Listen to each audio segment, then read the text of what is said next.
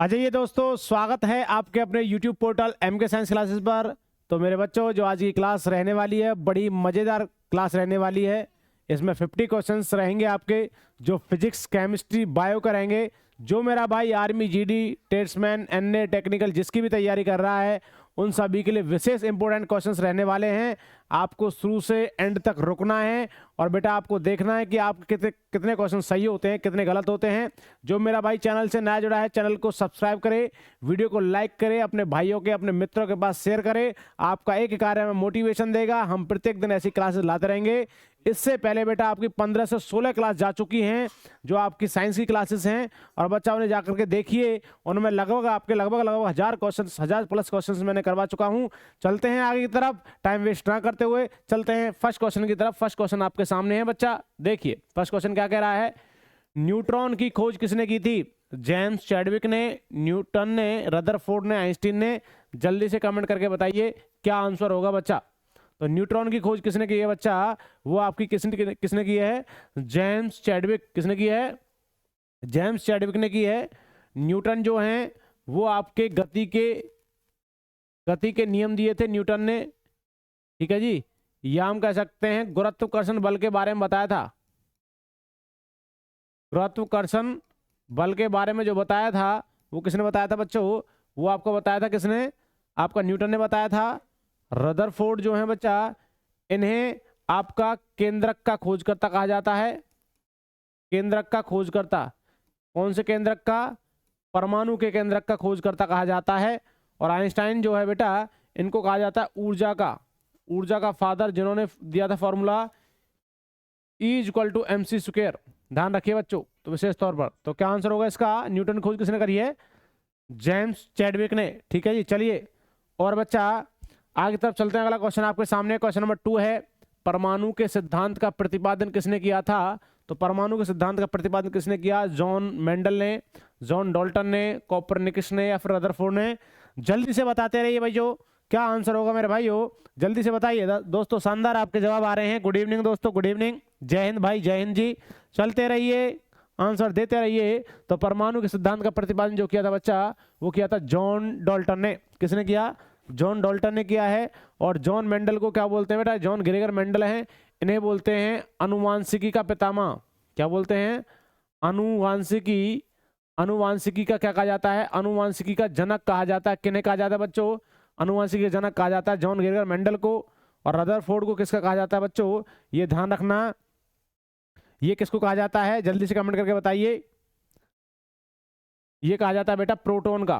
क्या कहा जाता है? प्रोटॉन का, ठीक है जी। तो ध्यान रखना भाई, प्रोटॉन का किसको कहा जाता है? रदरफोर्ड को कहा जाता है। चलिए आगे तरफ चलते हैं। क्वेश्चन नंबर आपके सामने 3rd है। द ओरिजिन ऑफ स्पीसीज किन की रचना है? द ओरिजिन स्पीसीज जो लिखी है भाई, किसने लिखी है? चार्ल्स डार्विन ने, रदरफोर्ड ने, मैडम क्यूरी, या फिर जेम्स चैडविक। कौन है? जेम्स चैडविक हैं। जल्दी से बताइए क्या आंसर होगा। तो बच्चा ध्यान रखना, द ओरिजिन ऑफ स्पीसीज जो लिखी है वो बच्चों किसने लिखी है? चार्ल्स डार्विन ने लिखी है। किसने लिखी है? चार्ल्स डार्विन ने की है। तो ध्यान रखिए, आगे की तरफ चलेंगे। जो जेम्स चैडविक हैं, अभी बताया किसके खोजकर्ता कहे जाते हैं। जल्दी से कमेंट करके बताते रहिए। और शानदार आपके जवाब आ रहे हैं, इसी प्रकार से जवाब देते रहिए। वेरी गुड भाई साहब। क्वेश्चन नंबर 4 है। राष्ट्रीय विज्ञान दिवस कब मनाया जाता है? जो साइंस डे है वो कब मनाया जाता है? साइंस डे तो वो 20 फरवरी को, 28 जनवरी को, 31 मार्च को, 28 फरवरी को। जल्दी से बताते रहिए विज्ञान दिवस कब मनाया जाता है मेरे दोस्तों। तो विज्ञान दिवस जो मनाया जाता है वो मनाया जाता है बेटा आपका 28 फरवरी को। कब मनाया जाता है? 28 फेब को। 28 फेब बेटा, 28 फेब। इसका मतलब 28 फेब जो होता है, सबसे कम जो दिन होते हैं किसके अंदर होते हैं? 28 फेब में। और ध्यान रखना, और सबसे भी कम जो होते हैं वो होते हैं 27 फेब में। तो वो कब होता है वो बताएंगे आप कमेंट करके, ठीक है जी। 27 फेब होते हैं या नहीं होते हैं? चलिए, एक होता है लीप ईयर। लीप ईयर में कितने डे होते हैं? जल्दी से बताना है। क्वेश्चन नंबर आपके सामने, क्वेश्चन नंबर 5 है। हाइड्रोजन को तत्व के रूप में खोजा, किसने खोजा भाई? हाइड्रोजन को तत्व के रूप में किसने खोजा था?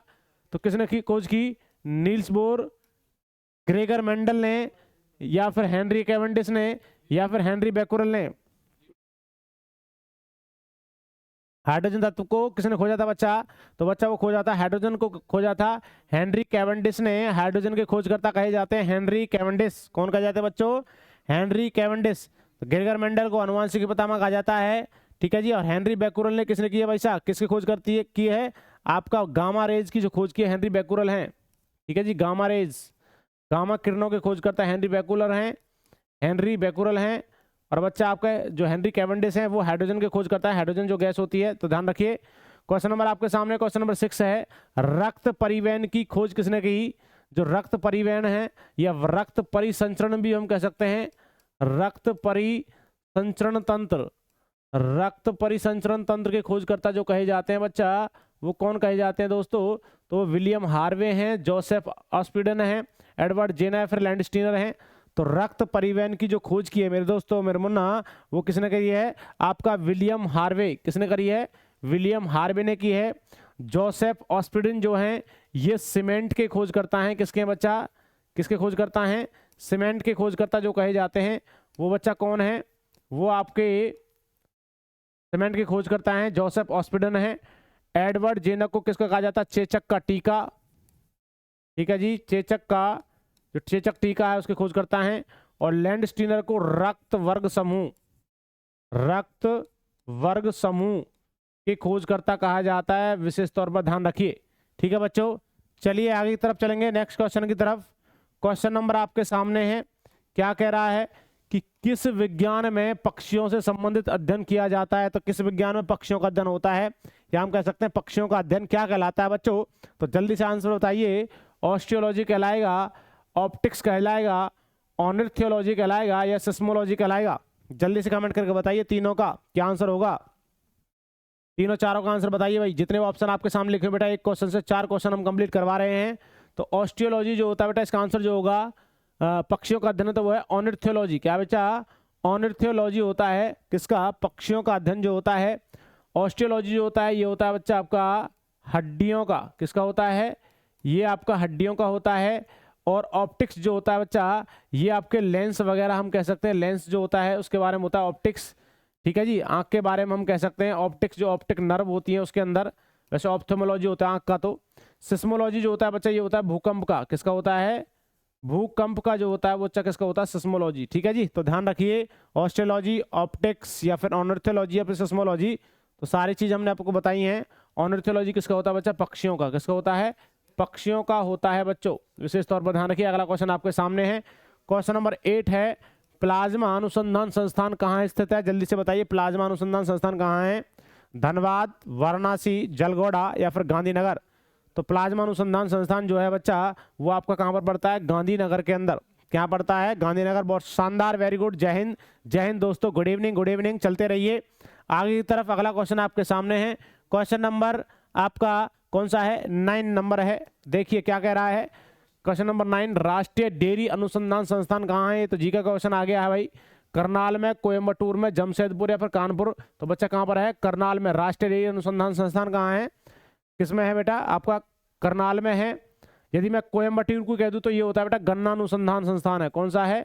गन्ना है, ठीक है जी। और कानपुर क्या है? कानपुर का क्या है? दालचीनी जो होता है, ठीक है जी, दालचीनी हम कह सकते हैं, दालचीनी है जो वहां पर है।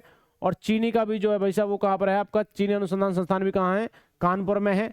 और जमशेदपुर में किसका है बेटा? शायद ये इस्पात का है, ठीक है जी। ये आपका जीके का क्वेश्चन है, ध्यान रखिए, ये तो आ गया तो मैंने आपको बता दिया है। करनाल में राष्ट्रीय डेयरी अनुसंधान संस्थान, करनाल पड़ता है बेटा हरियाणा में। कहाँ पड़ता है? हरियाणा में, ठीक है जी, हरियाणा के अंदर पड़ता है करनाल। चलिए अगला क्वेश्चन आपके सामने है, क्वेश्चन नंबर 10 है, वायरस का अध्ययन क्या कहलाता है? अच्छा शानदार क्वेश्चन है। तो बच्चा वायरस का अध्ययन क्या कहलाता है? तो बच्चा देखिए, वायरोलॉजी, कॉस्मोलॉजी, मेटालॉजी या मेटालर्जी, या फिर इथोलॉजी? जल्दी से बताइए। तो क्या होता है मेरे बच्चों? वायरस का अध्ययन कहलाता है जो, वो क्या कहलाता है? आपका वायरोलॉजी, वायरस, ठीक है जी, वायरस होता है। और वायरस से आपको वायरोलॉजी लगाना है। वायरोलॉजी जो होता है ये आपका किसका अध्ययन होता है बच्चा? ये होता है आपका वायरस का। कॉस्मोलॉजी जो होता है ब्रह्मांड का होता है, ठीक है जी। कॉस्मोस किसका होता है? ब्रह्मांड का अध्ययन होता है बच्चा, ध्यान रखिए भाई। चलिए मेटालर्जी नहीं होता, इथोलॉजी नहीं होता। अगला क्वेश्चन आपके सामने है, क्वेश्चन नंबर 11 है, भाभा परमाणु अनुसंधान संस्थान जो है केंद्र BARC कहां पर अवस्थित है? कहां पर स्थित होता है बच्चा? वो ट्राम्बे में है, कलपक्कम में है, नागपुर में है, या फिर देहरादून में? जल्दी से बताइए तो आंसर क्या होगा बच्चा? तो भाभा परमाणु अनुसंधान संस्थान जो है BARC, वो बच्चा कहां पर है? ट्राम्बे में। कहां पर है? कहां पर है? ट्राम्बे में। तो विशेष तौर पर ध्यान रखिए। अगला क्वेश्चन आपके सामने शानदार मजेदार अगला क्वेश्चन आपके सामने बच्चा, क्वेश्चन नंबर 12 है, न्यूट्रॉन की खोज किसने करी है? तो बच्चा रदरफोर्ड ने, गैलीलियो ने, जेम्स चैडविक ने या फिर न्यूटन ने? जल्दी से बताइए। तो बच्चा ये किसने करी है?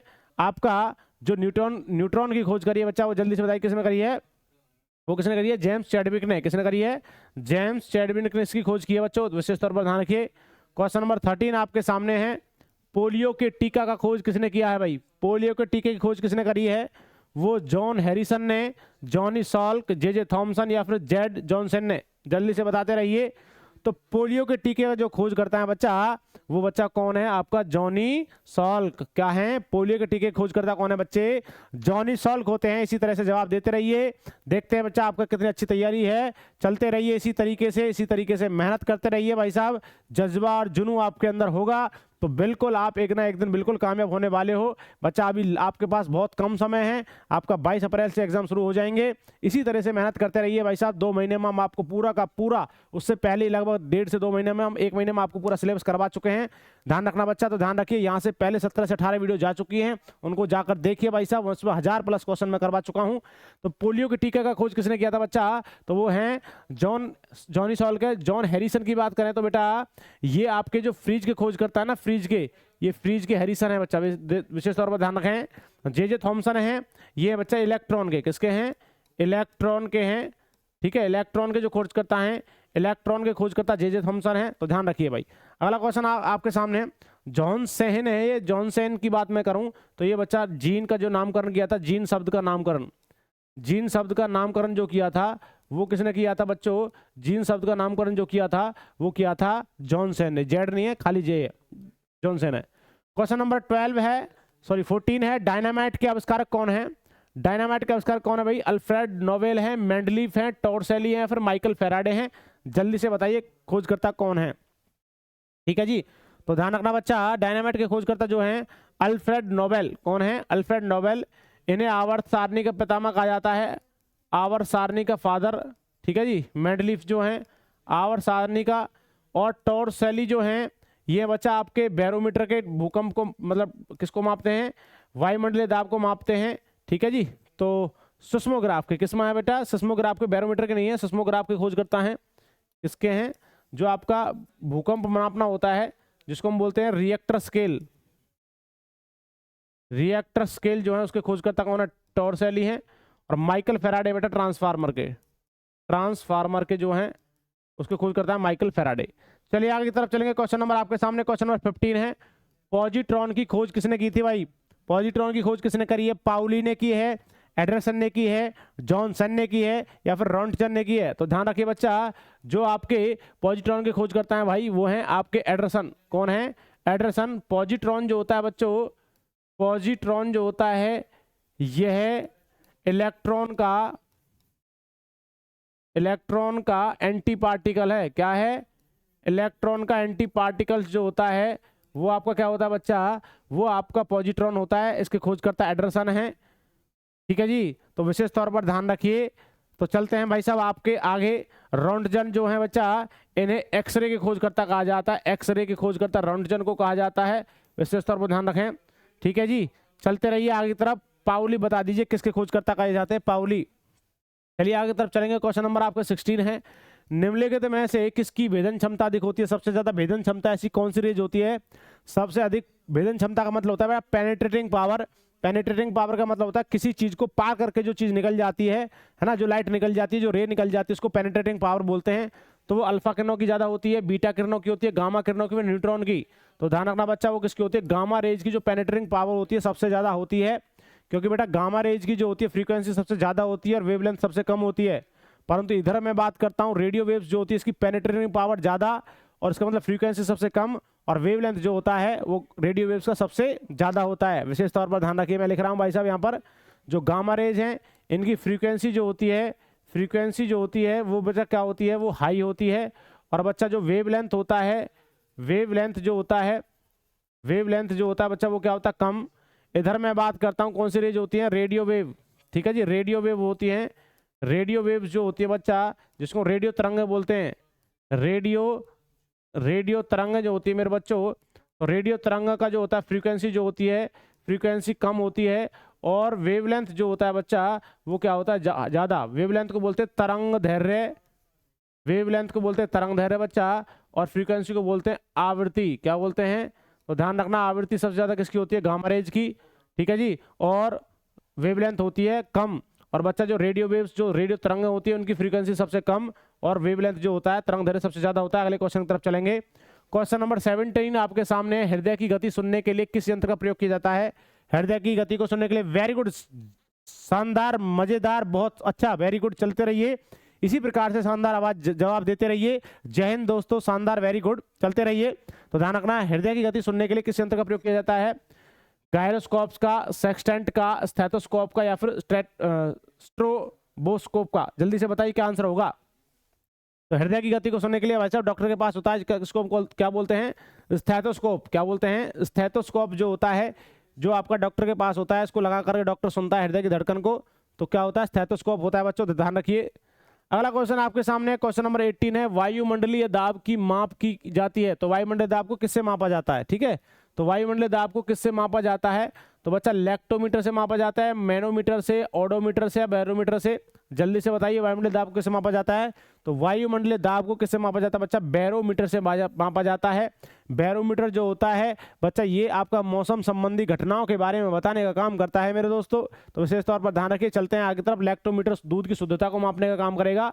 ओडोमीटर जो होता है ये बच्चा आपकी डिस्टेंस को बताने का काम करेगा, जो मोटरसाइकिल गाड़ियों में लगा होता है, जैसे मोटरसाइकिल 50 किलोमीटर, 10 किलोमीटर, 20 किलोमीटर चल चुकी है, तो ये बताता है ओडोमीटर। लेक्टोमीटर दूध की शुद्धता मापता है, और बैरोमीटर जो होता है बेटा वायुमंडलीय दाब को मापने का काम करेगा।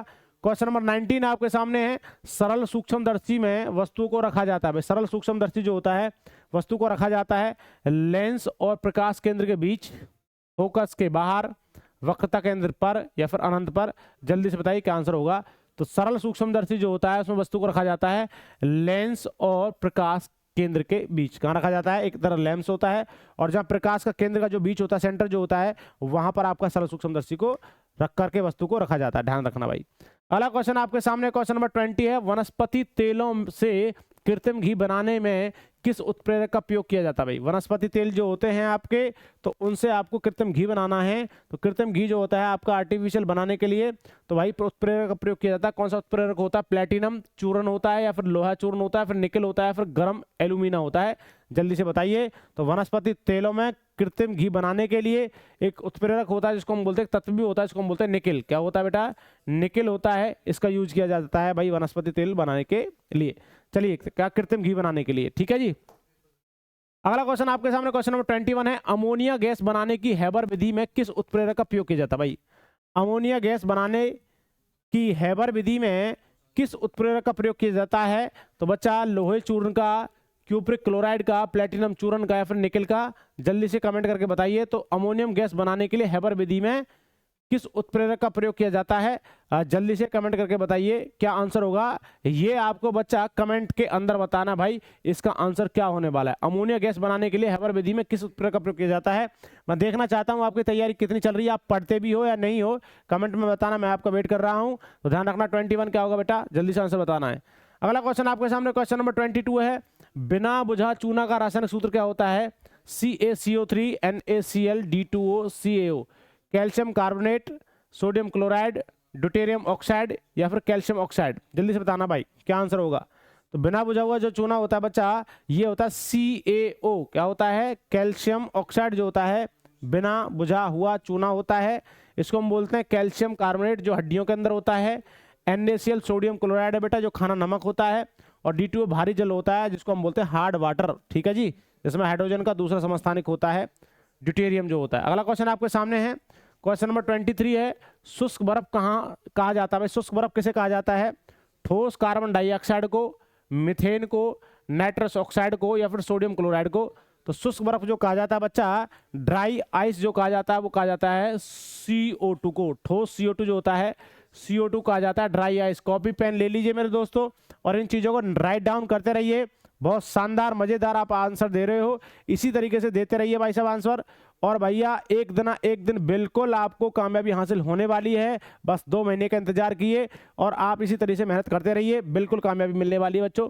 शुष्क बर्फ कहा जाता है तो कार्बन डाइऑक्साइड को, मिथेन गैस जो होती है बेटा उसको हम बोलते हैं CH4 बोला जाता है। और ध्यान रखना नाइट्रस ऑक्साइड जो होता है उसको हम बोलते हैं, नाइट्रस ऑक्साइड को क्या बोलते हैं, N2O बोला जाता है। और सोडियम क्लोराइड को बोलते हैं NaCl। ठीक है बच्चों, तो ध्यान रखिए NaCl। ठीक है जी, चलिए आगे की तरफ चलेंगे। क्वेश्चन नंबर आपके सामने 24। आंसू गैस जो होता है, आंसू गैस जिसको हम बोलते हैं, का रासायनिक नाम क्या होता है? कैल्शियम ऑक्साइड होता है, सोडियम सल्फेट होता है, क्लोरो एसिटोफिनॉन होता है, या फिर कैल्शियम कार्बोनेट होता है? जल्दी से बताइए क्या आंसर होगा भाई। कैल्शियम कार्बोनेट, क्लोरो एसिटोफिनॉन, या फिर sodium sulphate, calcium oxide? Answer का जवाब का आंसर का जल्दी से फटाफट से कीजिए, क्या आंसर होने वाला भाई, जल्दी से बताइए क्या आंसर होगा। तो आंसू गैस जो होता है उसका रासायनिक जो सूत्र होता है वो होता है बच्चा क्लोरो एसिटोफिनॉन। क्या होता है बच्चा? क्लोरो एसिटोफिनॉन होता है, उसको आंसू गैस कहा जाता है। जल्दी से बताइए भाई आंसर करके क्या आंसर होने वाला है बच्चों। चलते रहिए मेरे दोस्तों। क्वेश्चन नंबर 25 आपके सामने है। स्कर्वी रोग जो होता है, स्कर्वी रोग किस विटामिन की कमी के कारण होता है? विटामिन ए की कमी के कारण, विटामिन सी की कमी के कारण, विटामिन बी, विटामिन डी? जल्दी से बताइए भाई, वेरी गुड, शानदार जवाब देते रहिए मेरे बच्चों, क्या आंसर होने वाला है। तो ध्यान रखना, स्कर्वी रोग जो होता है तो बच्चा इसका आंसर क्या होगा? स्कर्वी रोग जो होता है विटामिन सी की कमी से होता है। विटामिन ए की कमी से होता है रतौंधी। क्या होता है बच्चा?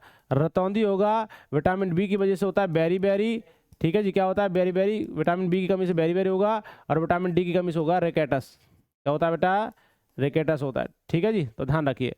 अगला क्वेश्चन आपके सामने है, क्वेश्चन नंबर 26 है। विटामिन डी का सर्वोत्तम स्रोत क्या है? विटामिन डी सबसे ज्यादा हमें कहां से मिलता है? तो वह अंडे से मिलता है, दूध से मिलता है, सूर्य का प्रकाश, या फिर हरी सब्जियों से? बड़ा ही शानदार जवाब है इसका, तो सभी को आंसर पता होना चाहिए।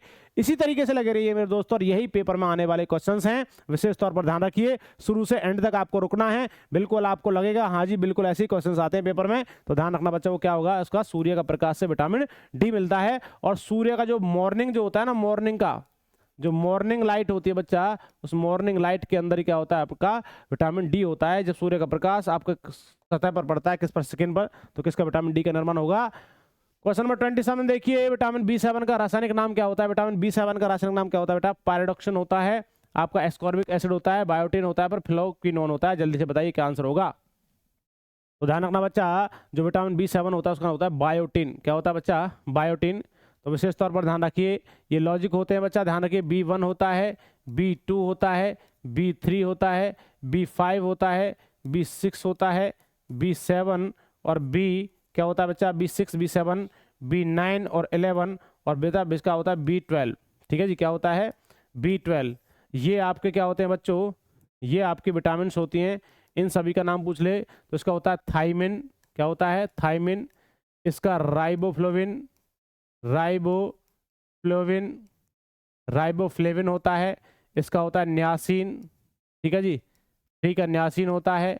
5 का पेंटाथोनिक अम्ल होता है, पेंटाथोनिक एसिड होता है, पेंटाथोनिक अम्ल। इसका होता है बेटा पायराडॉक्सिन, पायराडॉक्सिन होता है। ठीक है जी, 7वीं का बेटा पायराडॉक्सिन होता है, और 7वीं का होता है बायोटिन, बायोटिन होता है। और बच्चा 9-11 का होता है फॉलिक अम्ल, फॉलिक अम्ल होता है। क्या होता है बच्चों? फॉलिक अम्ल होता है, फॉलिक फॉलिक अम्ल होता है। और बच्चा एक होता है B12, इसका होता है साइनोकोबालामिन, साइनोकोबालामिन। ठीक है, जितना बड़ा नाम है साइनोकोबालामिन। विशेष तौर पर ध्यान रखिए, मैंने लिख दिया है।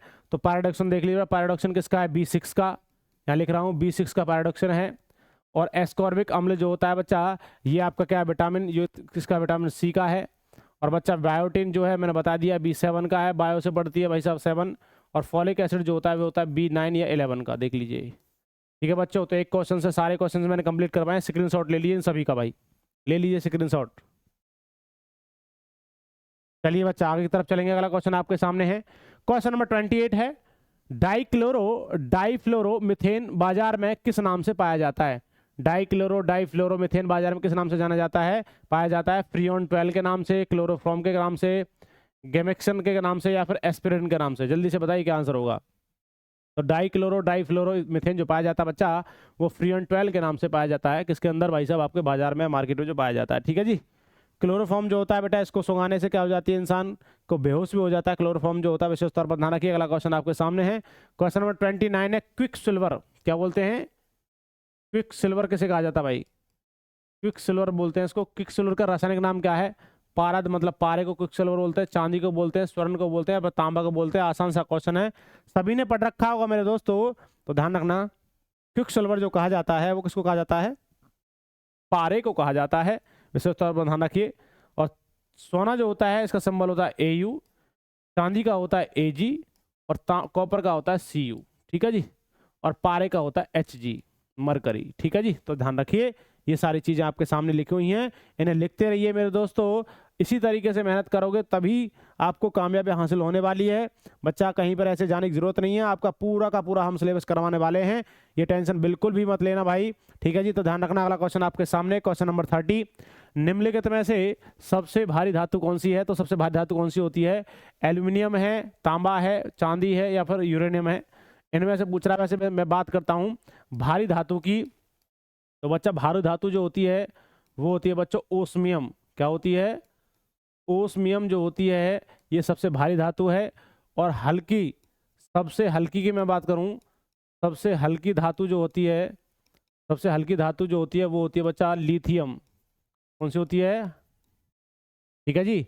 तो इसका लिथियम का एटम नंबर कितना होता है, इसका होता है बेटा 3, और ओस्मियम का कितना होता है 76, परंतु इसके अकॉर्डिंग पूछा है तो ओस्मियम तो दे नहीं रखा, तो ध्यान रखना इसमें क्या लगाएंगे, यूरेनियम। क्या लगाना बच्चा, यूरेनियम जो होती है इसमें सभी में क्या होती है, भारी धातु होती है, परंतु यहाँ पर मैंने लिखा हुआ है, वैसे ये ना आए तो भारी धातु, सबसे ज्यादा भारी धातु पीरियोडिक टेबल में ओस्मियम होती है, सबसे हल्की धातु कौन सी होती है, लिथियम होती है, ठीक है जी। अगला क्वेश्चन आपके सामने, क्वेश्चन नंबर 31 है, पीतल, तांबा, जर्मन सिल्वर में कौन सबसे ज्यादा पाया जाता है, ठीक है, सबसे ज्यादा पाया जाता है भाई, सबसे ज्यादा क्या पाया जाता है, पीतल, तांबा, जर्मनियम, सिल्वर में कौन सा पदार्थ पाया जाता है, कौन सा तत्व पाया जाता है। वो तांबा पाया जाएगा, सिलिकॉन पाया जाएगा, या फिर कार्बन, या फिर सोना। जल्दी से बताते रहिए क्या आंसर होगा। वेरी गुड, शानदार जवाब आ रहे हैं आपके।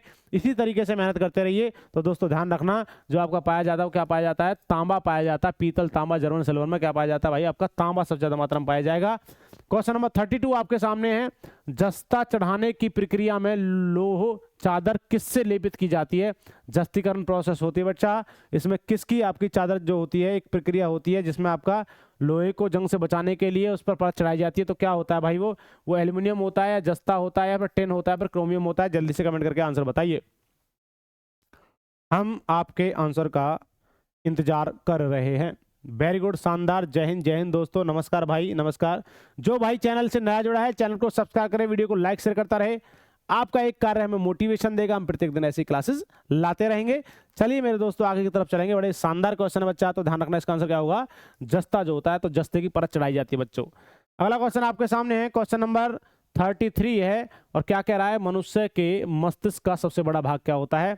तो मनुष्य के मस्तिष्क का सबसे बड़ा भाग क्या होता है, मस्तिष्कांत होता है, अनुमस्तिष्क होता है, प्रमस्तिष्क, या फिर मध्य मस्तिष्क। तो मनुष्य के मस्तिष्क का सबसे बड़ा भाग क्या है, तो बच्चा ध्यान रखना वो होता है बच्चा प्रमस्तिष्क, सबसे बड़ा भाग, जिसको हम बोलते हैं सेरिब्रम। क्या बोलते हैं बच्चों, सेरिब्रम को बोलते हैं बेटा प्रमस्तिष्क। अनुमस्तिष्क को बोलते हैं बच्चा आपका सेरिबेलम, ठीक है जी। सेरिबेलम जो होता है इसको बोलते हैं भाई अनुमस्तिष्क, सेरिब्रम को बोलते हैं आपका क्या बोलते हैं बच्चों, आपका प्रमस्तिष्क बोला जाता है। तो सबसे बड़ा भाग होता है, कहते हैं भाई साहब ये 67% भाग होता है किसका, पूरे वेट का, या 2/3 भाग है। क्या बच्चा, 2/3 भाग होता है आपका प्रमस्तिष्क, जिसको हम बोलते हैं सेरिब्रम। सोचने समझने तरशक्ति बुद्धि का सभी का जो केंद्र होता है वो सेरिब्रम ही होता है, या फिर प्रमस्तिष्क जिसको हम बोलेंगे यही होता है। क्वेश्चन नंबर 34 आपके सामने, शरीर में सबसे बड़ी कोशिका कौन सी है। शरीर में सबसे बड़ी बिगेस्ट सेल जो होती है वो कौन सी होती है, वो तंत्रिका तंत्र है, लीवर है, या फिर गुर्दा है, या फिर हृदय है। तो कोशिका की बात कर रहा है यहाँ पर, जो बड़ी लिखा हुआ ना थोड़ा सा डिफरेंस है इसमें, आप इसको लंबी बोलता तो ठीक था भाई, क्योंकि लंबी होती है भाई साहब, बड़ी जो होती है वो तो भाई साहब फीमेल का ओवम होता है, ठीक है। यहाँ ओवम दे नहीं रखा है, तो ध्यान रखना शरीर की सबसे बड़ी कोशिका जो है वो लंबी जो कोशिका वो तंत्रिका तंत्र होती है बच्चा। न्यूरॉन्स जिसको हम बोलते हैं सबसे लंबी कोशिका होती है मनुष्य के शरीर की।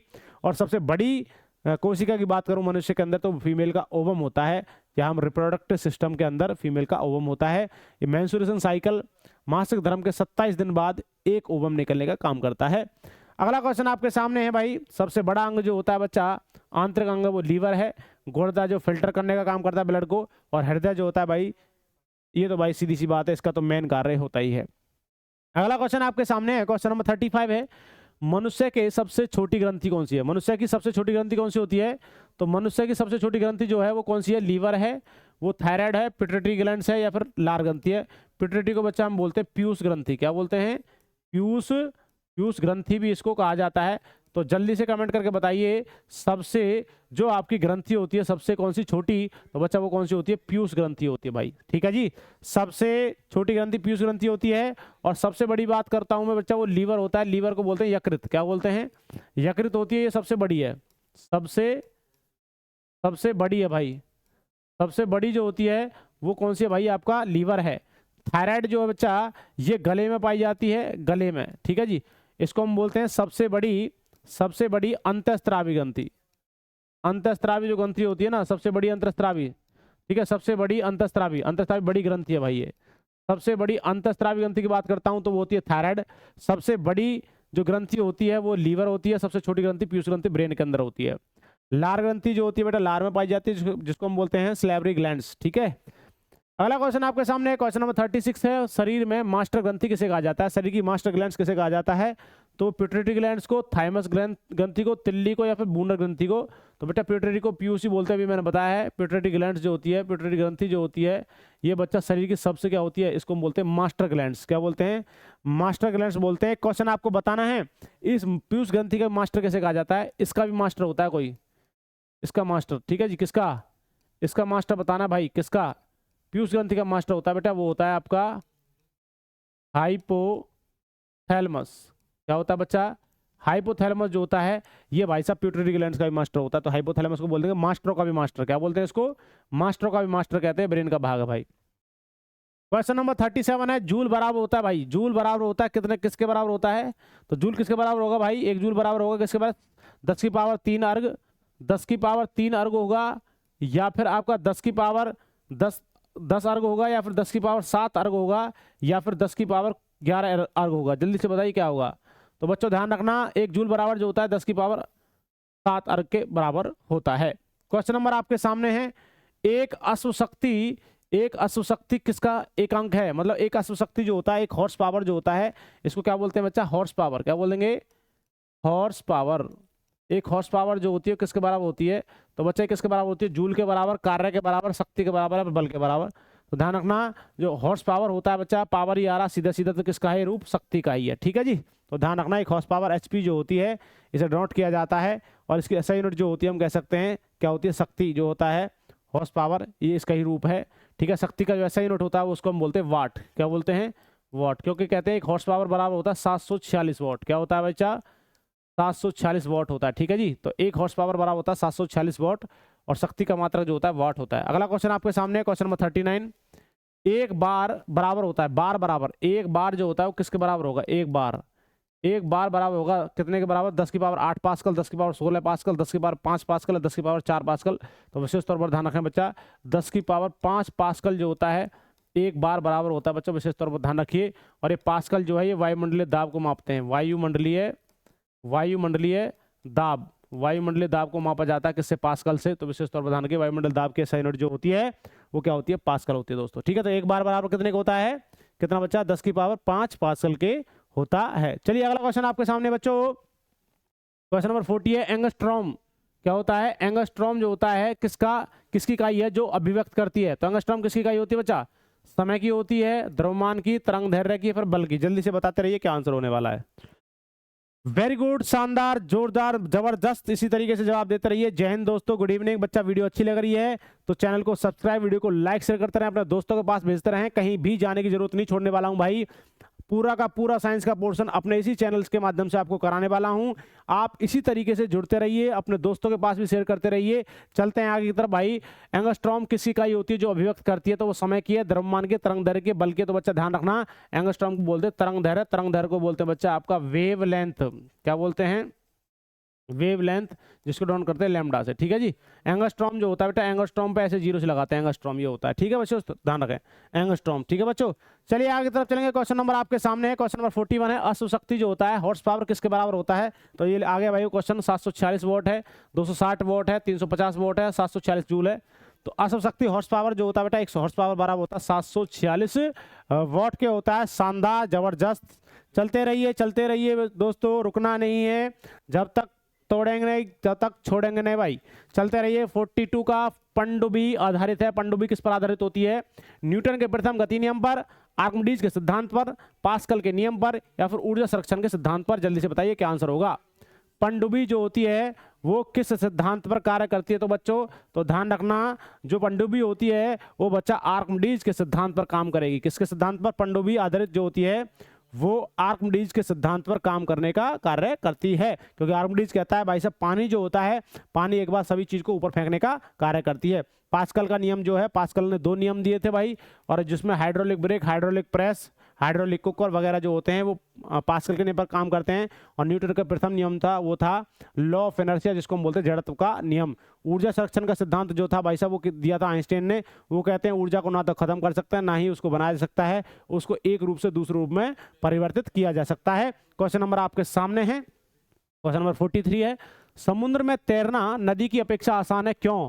भाई समुद्र में तैरना आसान होता है क्योंकि उसमें आपका नमक वगैरह मिला हुआ होता है। नमक की क्या होता है? डेंसिटी बढ़ा देता है। तो ध्यान रखना, समुद्र गहरा होता है, समुद्र काफी दूर तक फैला होता है, समुद्र में ज्वार भाटा आता है, पर समुद्र के पानी का घनत्व नदी के पानी से अधिक हो जाता है। यही क्या कारण होता है? घनत्व जब अधिक होगा, जब उसमें क्या होता है भाई साहब, उसमें इंप्योरिटीज मिल जाती हैं भाई, क्योंकि नमक वगैरह सारी चीजें क्षार वगैरह बेस वगैरह मिला होता है, इसी वजह से कहते हैं। तो इसका आंसर जो होने वाला बच्चों क्या आंसर होगा? आपका डी आंसर होने वाला है। शानदार, इसका आपका जवाब आ रहा है। वेरी गुड दोस्तों, वेरी गुड। चलते रहिए, वेरी गुड दोस्तों, वेरी गुड। चलते रहिए। तो ध्यान रखना भाई, क्वेश्चन नंबर 44 है, तरंग अपसर्व्य कही जाती है जब उसकी आवृत्ति हो। भाई अपसर्व्य तरंग होती है भाई साहब, अपसर्व्य तरंगों को क्या कहते हैं? उसकी आवृत्ति कितनी होती है? अपसर्व्य तरंगों की आवृत्ति कितनी होती है? तो 20 हर्ट्ज से 20,000 हर्ट्ज के बीच में, 20 हर्ट्ज से अधिक, 20,000 हर्ट्ज से अधिक, या फिर 20 हर्ट्ज से कम। तो बच्चा ध्यान रखिए, मैं आपको बता रहा हूँ अपसर्व्य तरंग जो होती हैं ये होती है बच्चा 20 हर्ट्ज से कम। यहाँ पर मैं लिख रहा हूँ 3 प्रकार की तरंगें हैं भाई साहब। ऑडिएबल तरंग, ऑडिएबल वेव्स होती हैं ये, सॉरी जिसको हम बोलते हैं क्या चीज कहते हैं? ध्वनि तरंगें होती हैं। ध्वनि तरंगें 3 तरह की होती है। ध्वनि तरंगें 3 तरह की होती है बेटा। कौन कौन सी हैं? एक सर्व्य तरंगें हैं, एक आपकी अपसर्व्य हैं, अपसर्व्य तरंगें हैं, और बच्चा एक होती है परासर्व्य, परासर्व्य तरंगें हैं। परासर्व्य तरंगें जो होती हैं, तो ठीक है दोस्तों ध्यान रखिए, हमारा कान इन्हें सुन सकता है। सर्वे को कहां से होती है? डीबी इनकी 20 हर्ट्ज से 20,000 HZ हर्ट्ज तक होती हैं। अपसर्व्य जो होती है ये 20 हर्ट्ज से कम होती हैं, ठीक है जी, 20 हर्ट्ज से कम। और परासर्व्य जो होती है ये होती है बच्चा 20,000 हर्ट्ज से अधिक। ध्यान रखिए, इन चीजों का स्क्रीनशॉट ले लीजिए, ठीक है जी, इन चीजों का स्क्रीनशॉट ले लीजिए। 20 हर्ट्ज से 20,000 हर्ट्ज, अपसर्व्य जो होती है 20 हर्ट्ज से कम, परासर्व्य तरंग जो होती है 20,000 हर्ट्ज से अधिक होती हैं। तो ध्यान रखिए बच्चों, यहाँ पर पूछा था किसके बारे में? अपसर्व्य, तो अपसर्व्य ये लिखा हुआ है, तो ध्यान रखना 20 हर्ट्ज से क्या होती है? कम होती है, ये लिखा हुआ है भाई, ठीक है जी।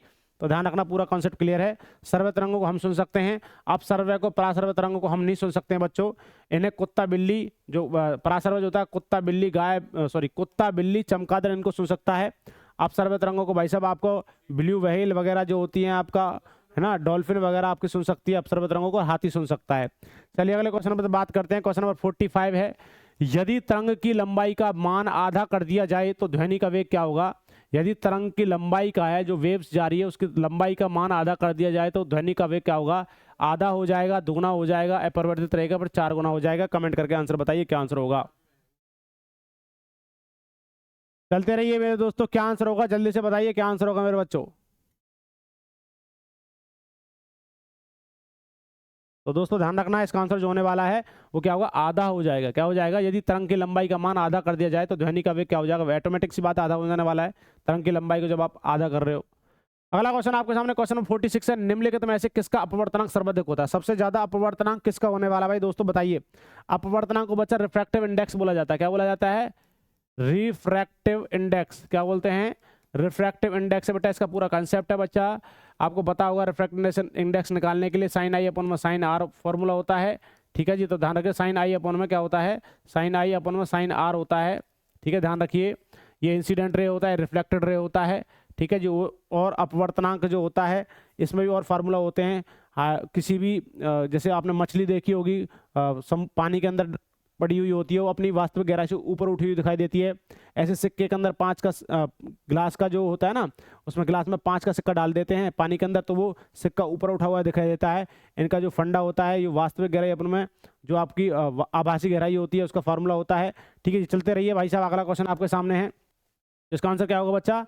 तो निम्नलिखित में से किसका अपवर्तनांक ज्यादा होता है? तो बच्चा ये होता है आपका बैंगनी कलर का। किसका होता है? बैंगनी कलर का जो अपवर्तनांक होता है वो सर्वाधिक होने वाला होता है। अगला क्वेश्चन आपके सामने, क्वेश्चन नंबर 47 है, निम्नलिखित में से किस विद्युत चुंबकीय तरंग की तरंगदैर्घ्य ज्यादा होती है? विद्युत चुंबकीय तरंगों की तरंगदैर्घ्य सबसे ज्यादा होने वाली है, तो जल्दी से बताइए। पराबैंगनी किरणों की, अवरक्त किरणों की, दृश्य प्रकाश की, या गामा किरणों की? जल्दी से बताइए। तो बच्चा ध्यान रखना, तो वो क्या होगा मेरे दोस्तों? निम्नलिखित में से विद्युत चुंबकीय तरंगों की तरंगदैर्घ्य ज्यादा होती है, तो बच्चा वो होती है अवरक्त किरणों की। किसकी होती है बच्चा? अवरक्त किरणों की। ये सबसे ज्यादा विद्युत चुंबकीय तरंगों की तरंगदैर्घ्य सबसे ज्यादा किसमें है बच्चा? इसमें है। और सबसे कम की मैं बात करूं, सबसे कम जो है वो सबसे कम जो होती है बच्चा, वो होती है आपका किसकी? गामा किरणों की। ठीक है जी, क्या तरंगदैर्घ्य जिसको हम बोलते हैं वेवलेंथ। ठीक है दोस्तों, ध्यान रखिए। अगला क्वेश्चन आपके सामने है, क्वेश्चन नंबर 48 है, प्रकाश की चाल सबसे पहले ज्ञात किसने करी थी? प्रकाश की चाल को किसने खोजा था? तो एडिसन ने, रोमर ने, फैराडे ने, या फिर वेबर ने? तो ध्यान रखना, प्रकाश की चाल जो है बच्चा वो किसने खोजा था? रोमर ने। किसने खोजा था? रोमर ने। और प्रकाश की सबसे छोटी इकाई की मैं बात करूं, प्रकाश की जो छोटी इकाई होती है वो होती है बच्चा फोटोन। क्या होती है? फोटोन जो होती है सबसे छोटी इकाई होने वाली है, विशेष तौर पर ध्यान रखिए। अगला क्वेश्चन आपके सामने है बच्चा, क्वेश्चन नंबर 49, सरल सूक्ष्मदर्शी में वस्तु को रखा जाता है। सरल सूक्ष्मदर्शी वस्तु को रखा जाता है लेंस और प्रकाश के बीच, फोकस के बाहर, वक्रता केंद्र के पर, या फिर अनंत पर? जल्दी से बताइए, सरल सूक्ष्मदर्शी में वस्तु को कहां पर रखा जाता है? जल्दी से कमेंट करके बताते रहिए मेरे दोस्तों। तो ध्यान रखना, सरल सूक्ष्मदर्शी में वस्तु को रखा जाता है लेंस और प्रकाश के बीच में। शायद ये क्वेश्चन दोबारा आ चुका है। क्वेश्चन नंबर आपके सामने, क्वेश्चन नंबर 50, जब प्रकाश वायु से कांच में जाता है तो क्या होता है भाई? जब प्रकाश वायु से कांच में जाएगा तो क्या होने वाला है? तो उसमें तरंगदैर्घ्य मतलब वेवलेंथ बढ़ता है, तरंगदैर्घ्य वेवलेंथ घटता है, आवृत्ति फ्रीक्वेंसी बढ़ती है, या फिर कुछ नहीं होता? जल्दी से बताइए। तो सीधी सी बात है भाई साहब, वेवलेंथ वेव की लंबाई होती है। देखिए मैं आपको बता देता हूं ये क्या होता है। ये बच्चा जैसे ऐसे करके वेव चल रही है ना, ऐसे करके, तो देखिए बेटा ये ऐसे जा रही है, तो ये क्या होता है, यदि उसने एक सेकंड में उसने 50 कंपन की, तो 50 कंपन की उसने 1 सेकंड में, तो बेटा ये तो है उसकी फ्रीक्वेंसी। क्या है? आवृत्ति। क्या है? आवृत्ति है, फ्रीक्वेंसी है। ठीक है, इतना समय नहीं होता क्योंकि क्वेश्चन करने होते हैं बच्चा। ठीक है, और ये यहां से लेकर यहां तक एक वेव ऐसे गई और यहां से यहां तक आई, तो यहां पर जाकर एक वेव हो जाती है, और यहां से यहां तक ये एक वेव की लंबाई, जिसको लैम्डा कहते हैं। तो वेवलेंथ ये होती है तरंगदैर्घ्य। क्या होता है? ये यहां से लेकर यहां तक तरंगदैर्घ्य है, वेव की लंबाई है।